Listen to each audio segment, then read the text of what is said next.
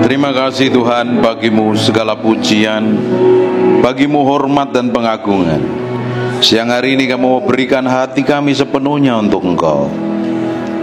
Kami minta hadirat-Mu tinggal di tempat ini.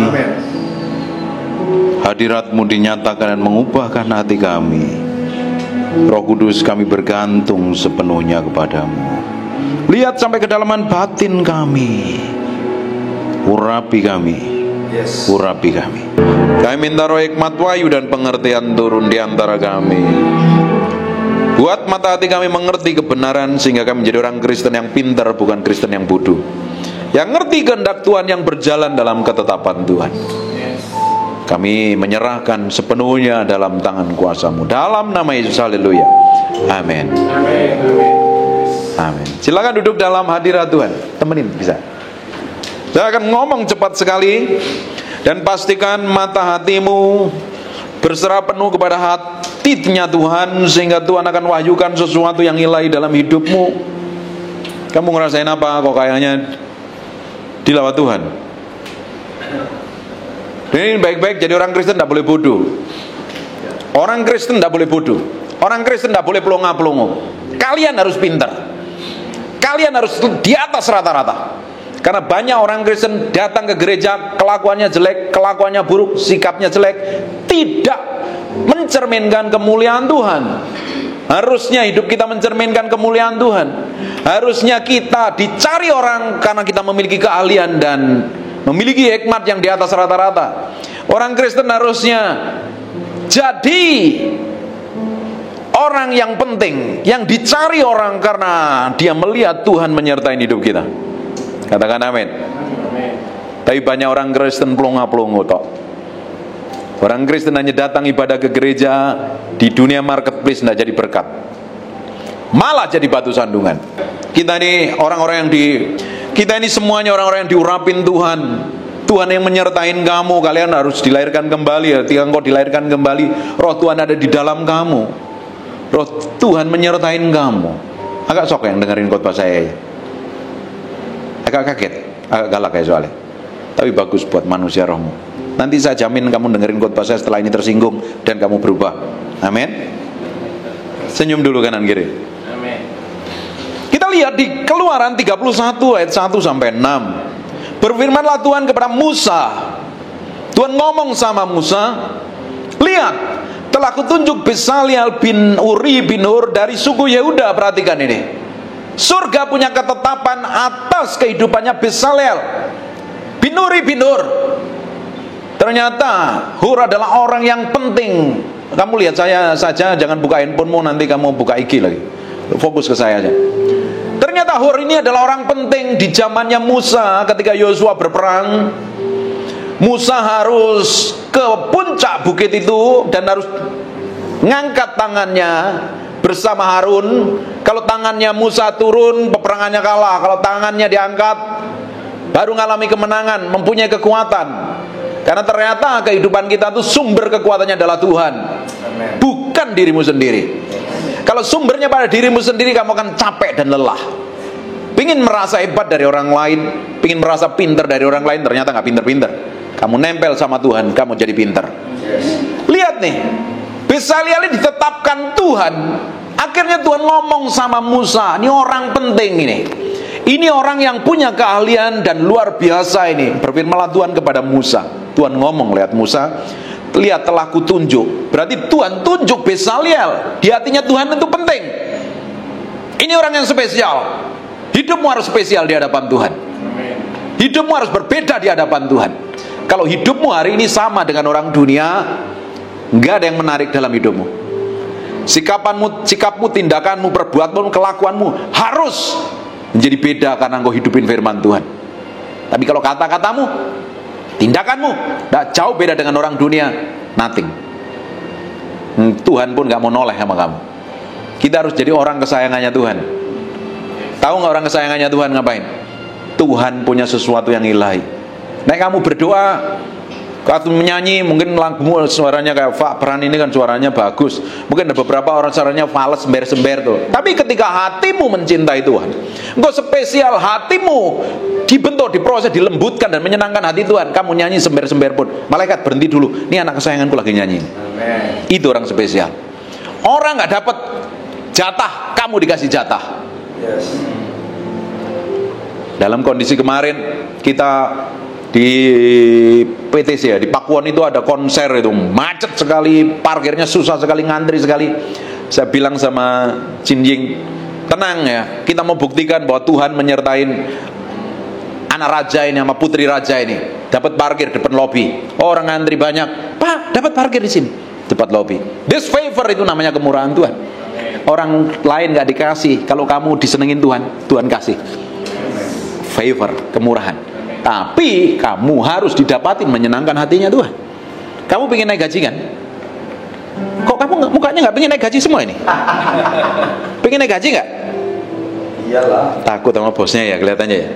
Simple, kamu kalau pengen naik gaji harus kerja rajin tuh. Bener gak? Tanggung jawab kan? Bapakmu suruh kerjain 5, kamu kerjain 10. Kira-kira dilihat gak? Diperhatikan gak? Wih, anak ini rajin. Kantor masuk jam berapa?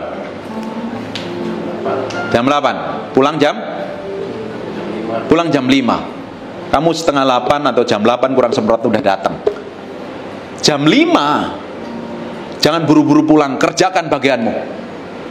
Kamu pengen naik gaji, masuk jam 8, setengah 9 kamu mau datang, baru datang.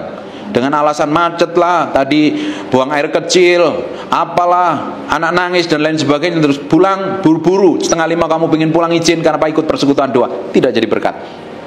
Tidak bakalan kamu naik gaji. Ngerti gak? Dunia melihat prinsip ini loh. Dunia kan kalau pingin dipromosi ya kamu mesti rajin, punya sesuatu yang ilahi dalam hidupmu. Amin. Ini kok ngantuk atau apa ini? Udah makan belum nih? Nih lihat nih. Lihat telah kutunjuk Bezalel bin Uri bin Hur dari suku Yehuda yang telah kupenuhi dia dengan roh Allah, dengan keahlian dan pengertian dan pengetahuan dalam segala macam pekerjaan. Pingin gak kayak gini? Kalau engkau diurapin Tuhan di dalam pengertianmu, kau punya keahlian, punya pengetahuan dalam segala macam pekerjaan untuk membuat berbagai rancangan, akhirnya keahliannya itu dipakai untuk membangun perkakas bait Allah karena punya keahlian. Dengerin baik-baik ya, setiap orang Kristen itu dikasih modal minimal totalnya dengan US dollar berapa sekarang? 15.000 ya. Dengan US dollar 15.000 atau 16.000 minimal dikasih modalnya 80 miliar. Kalau dihitung satu talenta dengan kurs sekarang itu nilainya 80 miliar. Minimal kan? Di minimal satu orang dikasih satu talenta kan? Ada yang satu dikasih 2, dikasih 5 kan? Nek kamu semakin pinter ya kamu dipercayakan lebih besar. Nek kamu jadi orang Kristen yang plonga-plongo tok, males plonga-plongo, cengenges-cengenges, petakilan, gak punya etika, gak punya tata krama, kerjanya gak disiplin, jangan berharap kamu dipercayakan lebih besar. Karena prinsip kerajaan Allah, setiap perkara kecil Tuhan tambahkan perkara yang lebih besar. Amin. Ada perumpamaan tentang uang mina atau talenta itu, kalau dirupiahkan totalnya 80 miliar. Harusnya orang Kristen itu powerful. Kamu mungkin bukan siapa-siapa. Oh, saya dulu juga bukan siapa-siapa, anaknya penjual pisang saya malahan. Di Malang, di perbatasan Malang dan Blitar. Tahun 27 tahun yang lalu sopo sing kenal? Siapa yang mau dengerin khotbah saya? Tidak ada. Tidak terkenal. Mungkin kalau nggak diurapin Tuhan, istri saya juga nggak bakalan jatuh cinta sama saya. Jelek dekil lagi. Kurus waktu itu, beratnya hanya 53 kilo. Setelah menikah makmur jadi 90 kilo. Terus puasa intermittent jadi 75 kilo. Karena Tuhan. Jadi kelihatan menarik. Orang mau mendengarkan hikmat, pewahyuan dan kuasa serta otoritasnya yang mengalir melalui hidup saya. Tuhan pun juga sama. Akan lakukan sesuatu yang lain yang gede melalui hidupmu. Melalui hidupmu orang akan diberkati. Bayangin kalau kamu jadi orang pilihannya Tuhan, orang kesayangannya Tuhan. Kamu duduk di perusahaan ini diberkati. Ini perusahaan yang mungkin dapat klien yang paling cerewet nih. Cerewet, udah gak mau lah memutuskan. Tapi karena hikmat, pengertian, ada pengetahuan, kamu handle. Orang itu bisa melihat Tuhan yang manifestasi melalui hidup. Bahkan kamu bisa naik bis, naik kereta, naik pesawat, karena kamu orang kesayangannya Tuhan. Sudah ditentukan pesawat itu akan hancur, bis itu akan kecelakaan, kereta api itu akan mogok dan lain sebagainya. Karena ada kamu. Tidak akan terjadi karena surga memberi perhatian khusus, atensi khusus karena surga memperhatikan karena kamu didapatin orang yang menyenangkan hatinya. Favor. Kira-kira keren gak hidupmu? Kamu ketemu orang, gak usah petentang-petenteng, ngomong biasa aja, Tuhan manifestasi melalui hidupmu, orang itu diberkati. Harusnya setiap orang Kristen tuh seperti itu. Tapi pada kenyataannya orang Kristen, teman saya pengusaha, aku malas mempekerjakan orang Kristen. Kenapa Pak? Alasan pingin pulang buruan, ikut KKR lah, ikut seminar lah, ikut apa namanya itu, PD lah, dan lain sebagainya. Gak jadi berkat, kerja gak tanggung jawab, gak punya integritas, ngakunya anak Tuhan, tapi kelakuannya seperti iblis, tidak jadi berkat. Justru kita orang Kristen yang percaya Tuhan harus punya integritas. Katakan amin. Gara-gara apa yang dipercayakan, karena punya keahlian, punya pengertian dan pengetahuan, Tuhan buat sesuatu dalam hidupnya. Sekarang kita lihat di Keluaran pasal yang ke-36. Kita lihat ya, ayat yang pertama itu disebut beberapa kali itu. Keluaran 31, Keluaran 33, sekarang kita lompat ke Keluaran 36. Demikianlah harus bekerja Bezaliel dan Aholiab. Katakan, saya harus bekerja. Rajin. Orang Kristen kerjanya minta sumbangan terus, jadi pendeta ngemis terus, bertobat itu. Karena saya upload di YouTube ini, meski dengar ini para pendeta yang tukang ngemis-ngemis, yang mengharapkan belas kasihan. Kita hidup bukan karena belas kasihan orang. Saya sebagai hamba Tuhan hidup bukan karena belas kasihan Tuhan, bukan belas kasihan manusia, tapi karena kemurahan Tuhan. Amen. Jangan pernah hidupmu mengharapkan belas kasihan dari orang lain, karena kamu orang yang spesial. Kamu punya kerajinan, kamu punya keahlian, kamu lakukan di situ, di bidangmu, tekunin. Suatu hari engkau akan diberkati melalui apa yang kamu kerjakan. Amin. Ini jadi worship leader ini, di mana-mana nih muncul nih, omnipresent kata Pak Rudi tadi. Ada di mana-mana disertain Tuhan, diberkati melalui apa yang dia kerjakan. Karena dia punya keahlian main keyboard, suatu hari dia mungkin jadi komposer yang hebat. Main musik di mana-mana diurapin Tuhan, sekali main orang rasakan hadirat Tuhan. Rudi punya keahlian, dikembangkan kapasitas itu. Kalau ibu sukanya lebih suka ngitung duit kelihatannya ya. Kalian bagian apa? Accounting, kerjakan. Belajar terus. Suatu hari kamu jadi akuntan yang hebat.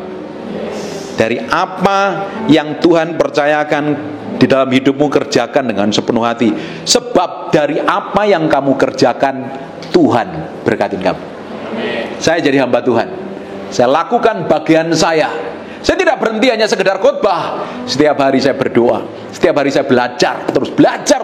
Ketika saya belajar, bukan untuk ngotbahin Bapak Ibu, bukan untuk ngotbahin orang lain, bukan untuk mempersiapkan khotbah. Saya kasih makan manusia rohani saya, supaya saya bertumbuh, supaya saya semakin berjalan sesuai dengan ketetapan Tuhan. Saya tanggung jawab dengan semua yang Tuhan percayakan dalam hidup saya sebagai hamba Tuhan. Dari sana Tuhan berkati. Orang Kristen dilarang hanya hidup karena belas kasihan orang lain. Harus kerja. Dikit-dikit minta, dikit-dikit mau ngutang, kerja kagak mau. Paulus katakan, gak kerja gak usah makan. Harus kerja. Amin. Demikianlah harus bekerja Bezalel dan Aholiab dan setiap orang yang ahli yang telah dikarunia Tuhan keahlian dan pengertian, sehingga ia tahu melakukan segala macam pekerjaan untuk mendirikan tempat kudus, tempat menurut yang diperintahkan Tuhan. Dia kerja, dia memiliki pengertian, dia memiliki pengetahuan, dikembangkan kapasitas itu sehingga dia mengerjakan segala sesuatu tepat, bukan asal-asalan. Katakan tepat. Bukan asal-asalan. Lalu Musa memanggil Bezalel dan Aholiab dan setiap orang yang ahli. Katakan seorang yang ahli. Nek kamu ahli artinya kamu tekun di bidang itu kan? Betul apa enggak? Saya ahli di bidang apa namanya? Saya sebenarnya nggak pingin jadi ahli pengkhotbah. Saya pingin menjadi seorang yang ahli mengubahkan orang. Pingin. Saya lakukan bagian saya untuk ngonselingin orang. Mungkin ahli Di bidang vokal suara, dia olah vokal suara terus. Ketika dia nyanyi, suaranya merdu enak. Kamu ahli ngitung duit, kerjakan dengan tanggung jawab. Pak Rudi lali Robi para pengusaha, ngurusin pajaknya, bikin ini, bikin itu, lakukan dengan baik. Istri saya juga punya keahlian khusus. Dia bukan hamba Tuhan, tapi dia istrinya hamba Tuhan. Dia punya keahlian ketika dia dikasih tepung, dikasih adonan, dikasih bumbu-bumbuan, dikasih daging-daging, suruh masak, suruh bikin roti, enak semuanya. Karena keahlian, dia kembangkan kapasitas itu. Bahkan saya pun yang dulunya tidak punya kapasitas dan tidak punya keahlian untuk bikin kue, gara-gara COVID ya. COVID kan kerjaan kita makan tidur. Mau keluar takut, harus mandi lagi, keluar takut. Kerjanya lihat IG, lihat WA, lihat berita. Saya bilang, kita meski lakukan sesuatu nih, saya nggak bisa diem ini.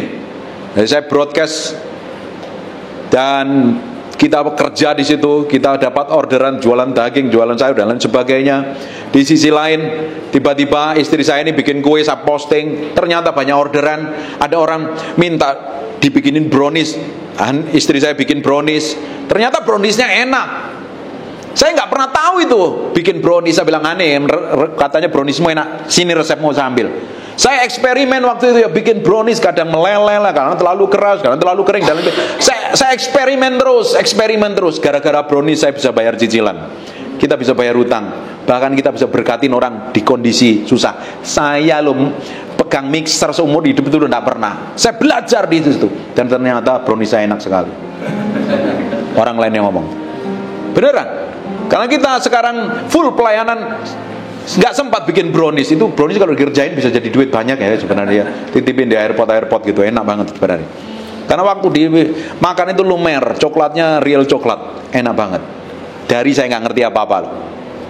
Dari nggak ngerti apa-apa, saya lakukan dengan apa yang Tuhan percayakan. Saya belajar terus.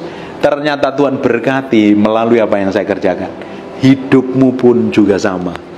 Dilarang keras malas, harus tetap belajar, harus tetap menguasai diri, harus tetap mengembangkan kapasitas. Katakan amin. Terus kita lompat di ayat yang ketiga. Ayat yang kedua dulu ya. Lalu Musa memanggil Bezalel dan Aholiab dan setiap orang ahli yang dalam hatinya ditanam Tuhan keahlian. Katakan ditanam Tuhan keahlian. Ditanam Tuhan keahlian. Talenta itu bukan berbicara tentang duit loh sebenarnya.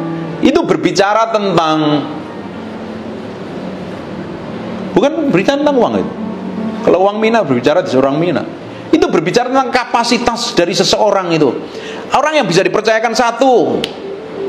Karena apa? Ya memang kapasitasnya satu.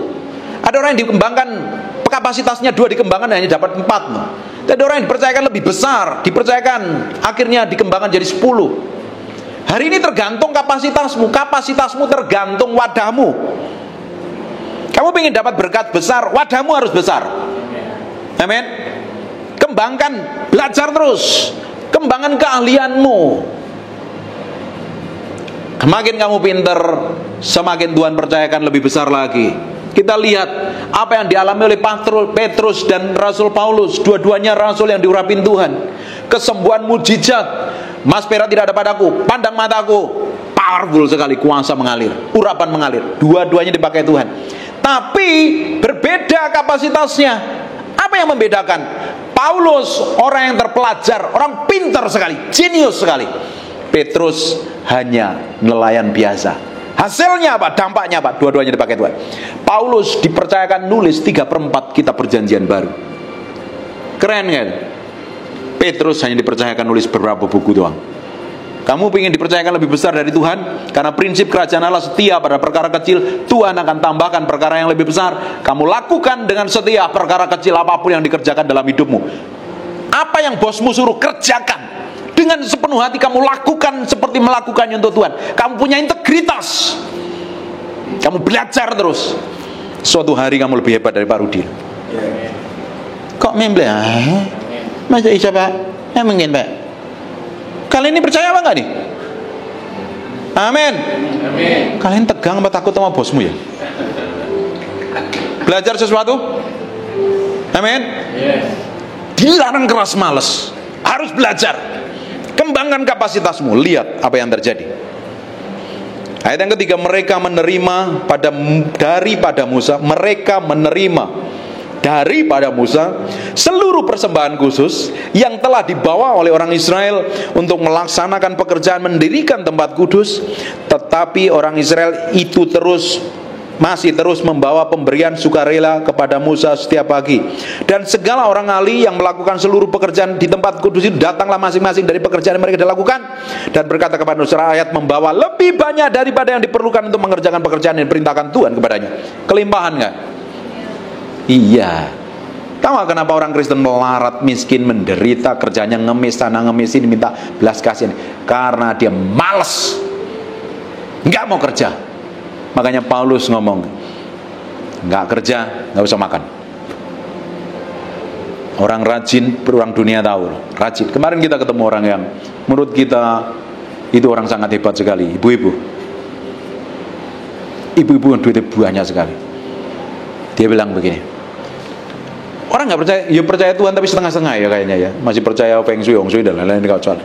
Dia tahu prinsip ini lah, rajin pasti diberkati, karena terbukti dia rajin diberkati. Pinter sekali idenya.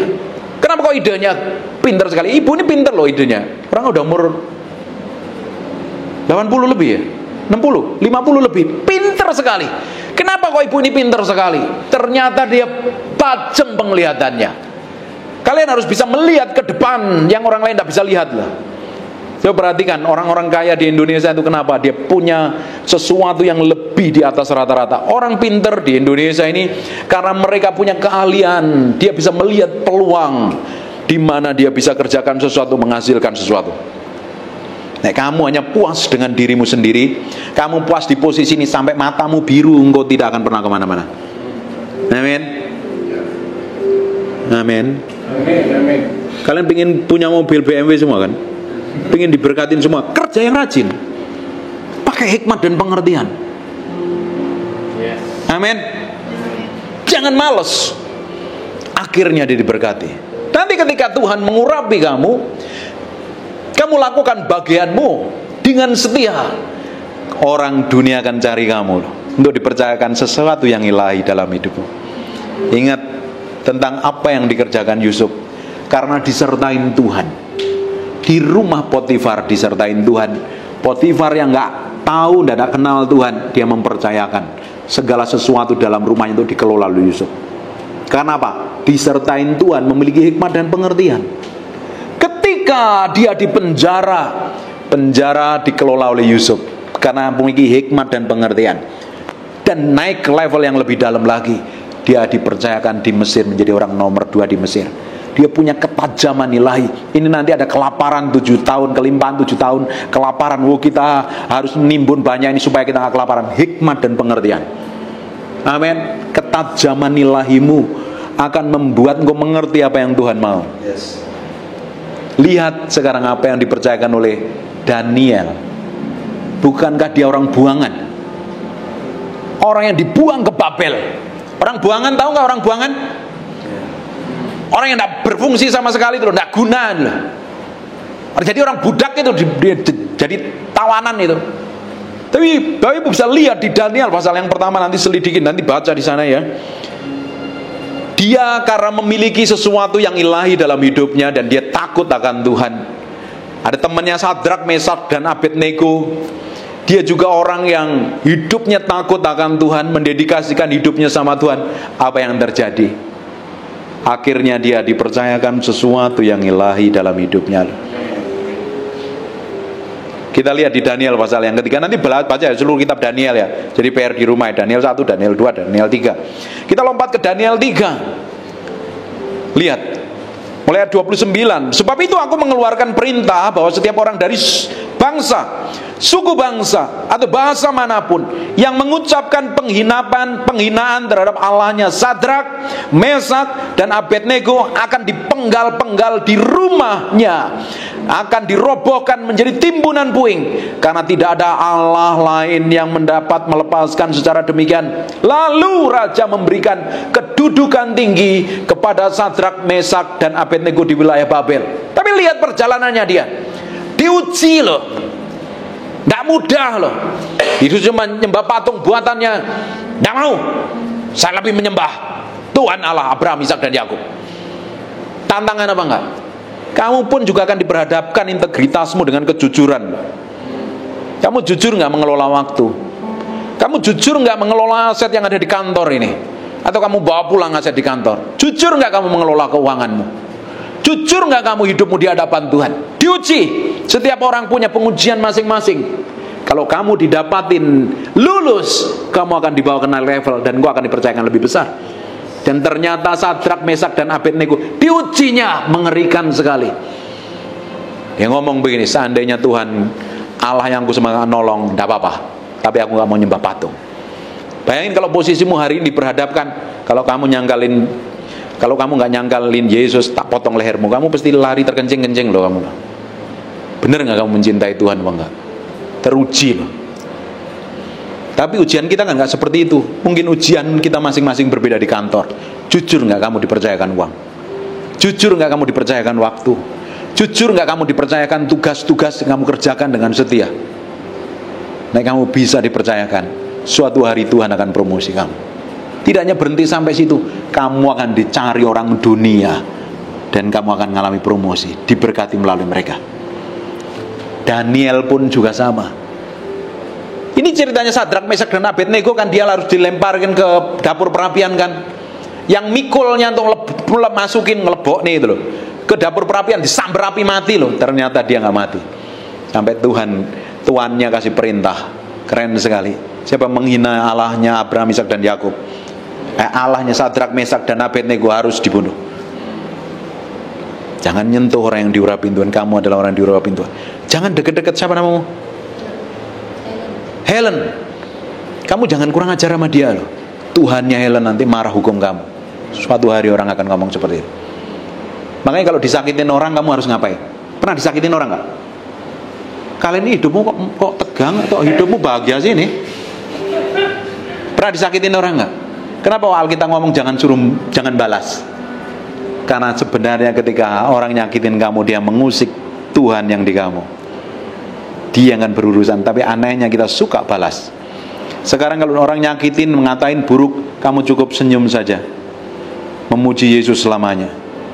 Aku bernyanyi bahagia, memuji Yesus selamanya. Aku bernyanyi bahagia, memuji Yesus selamanya. Diam, serahin ke Tuhan. Dagingmu kan teriakan, enak aja. Siapa dia? Belum tahu gua kali ya dia. Kurang ajar, pengen balas. Bener kan dagingmu ngomong begitu? Sekarang diam, memuji Yesus selamanya. Diam, dengan kau berdiam diri, kamu memberi waktu Tuhan untuk membela hidupmu. Dengan kamu berdiam diri, kamu mengizinkan Tuhan buat sesuatu dalam hidupmu. Nah, kamu bales, Tuhan gak akan lakukan sesuatu. Daniel akhirnya dapat promosi. Daniel pasal yang ke-6 ayat 1-3. Lalu berkenanlah Darius mengangkat 120 wakil-wakil raja atas kerajaannya.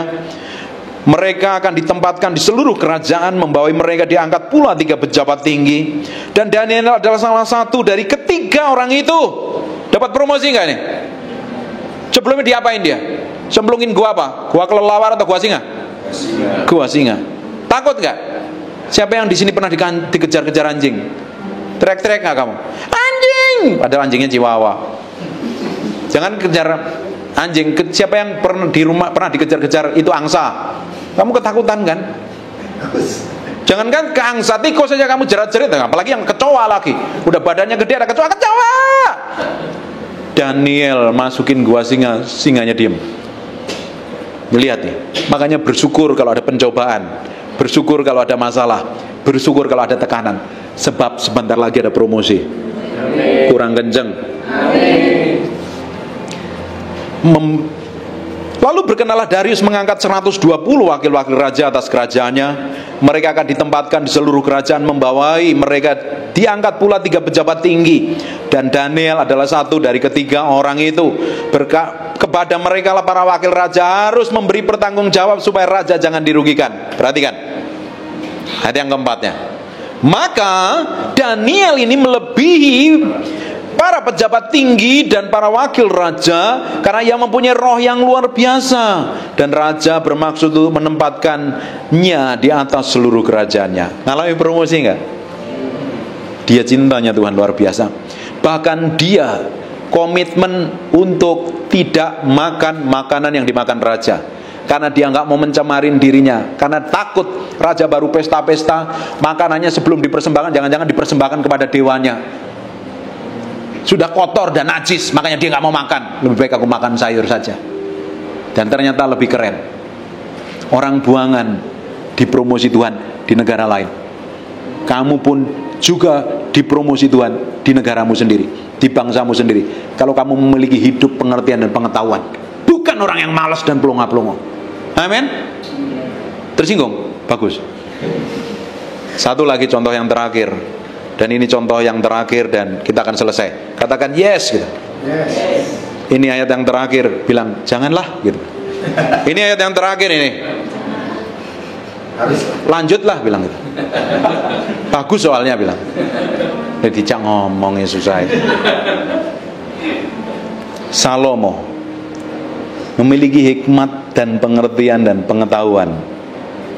Bayangkan, karena dia memiliki hikmat, pengertian dan pengetahuan, dia pintar sekali ngatur pegawainya, cara duduknya, cara makannya, caranya berpakaian. Sampai bangsa-bangsa lain datang kepada Salomo pingin belajar. Berarti orang pintar toh ini.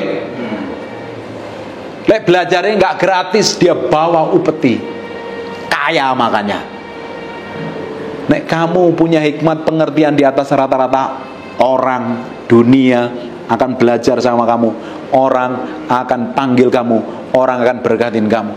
Saya kadang nggak habis pikir dengan anak-anak generasi sekarang, generasi memble, generasi stroberi, generasi dodol atau generasi apalah namanya.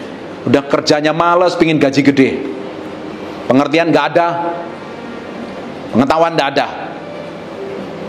kerjanya semaunya sendiri, terus susah nyari kerja. Tahu nggak kenapa? Karena nggak memiliki hikmat, pengertian dan pengetahuan. Kita punya ponakan ya, lulus dari kuliah, perusahaan ngantri cari manggil dia ya kan, digaji yang gede di atas rata-rata, karena anaknya pintar sekali. Sampai hari ini baru lulus, yang lain nganggur. Karena apa? Berbeda, karena memiliki hikmat, pengertian dan pengetahuan. Kembangkan kapasitasmu mulai hari ini. Suatu hari kamu di sini ya, setahun 2 tahun yang akan datang kalian akan jadi orang hebat.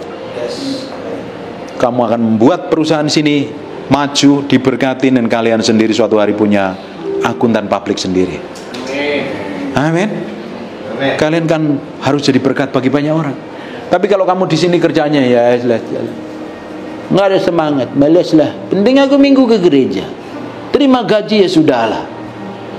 Kamu puas dengan dirimu sendiri. Sampai tahun ke tahun nggak akan ada perubahan. Amin. Diberkati. Bangkit berdiri sama-sama. Tuhan mau berdoa. Angkat tanganmu dua-dua. Aku berdoa setiap orang dalam ruangan ini. Bicara Tuhan. Bicara buat mereka. Biar pengurapan-Mu turun atas mereka semuanya. Pengurapan-Mu turun atas mereka. Jadikan orang-orang ini berjalan dalam kebenaran, berjalan dalam kesucian, berjalan dalam kekudusan penuh hikmat dan pewahyuan. Kemana mereka melangkah, kemana mereka berjalan, menerangi orang-orang yang hidup dalam kebenaran, orang dalam kegelapan, dan mereka diurapi punya otoritas dan kuasa jadi berkat. Jadikan mereka orang-orang yang penuh hikmat, pewahyuan dan pengertian, penuh penguasaan diri, hidup takut akan Tuhan, punya integritas, punya sesuatu yang ilahi, dan orang akan melihat keilahian yang mengalir dalam hidup mereka, dan hidup mereka jadi berkat Tuhan. Dalam nama Yesus mau berdoa, materai firman-Mu dengan darah anak domba Allah, firman yang nempel dalam hati kami. Berkati tempat ini, berkati Pak Rudi dan istri, berkati semua yang dalam kantor ini diberkatin Tuhan, diberkatin Tuhan. Kirim klien baru, kirim nasabah baru. Anugerah dan kemurahan-Mu saja ditambah-tambahkan kepada setiap orang yang ikut ibadah ini, menjadi orang yang spesial, yang berkenan di hadapan Tuhan. Berkati Pak Fran dan pemain musik. Berkati tempat ini, tempat di mana Tuhan menyatakan kuasa-Nya. Amin. Dan nama Tuhan ditinggikan, dan di tempat ini menjadi tempat orang-orang diubahkan, orang-orang diberkati, orang-orang dipercayakan berkat yang lebih besar lagi. Dalam nama Yesus, terima berkat ini, bawa pulang berkat ini. Haleluya. Amin. Thank you. Thank you. Ya, terima kasih. Terima kasih teman-teman semua. Sampai ketemu. Tuhan berkati.